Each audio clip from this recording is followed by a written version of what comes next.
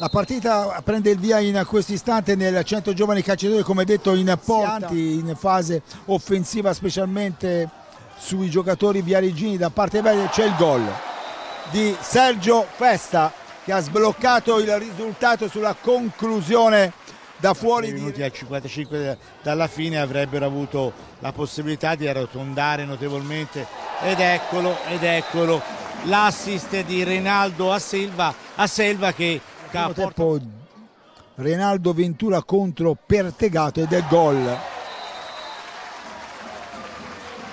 gol da parte di Ventura 0. E ora Gepi Selva per questa punizione per il 4-0. 4-0 per il centro giovani alla fine del primo tempo. Bisognava sbloccare rigore però di Festa, doppietta di Gepi Selva e poi il gol di Ventura. E ora c'è il gol bello davvero, ecco Cupisti, collega del Tirreno Liam Rosi, a mettersi in mostra anche con l'Under 20, un giocatore chiaramente di prospettive. C'è il gol di Ventura, grande gol di Reinaldo Ventura per il andare alla conclusione.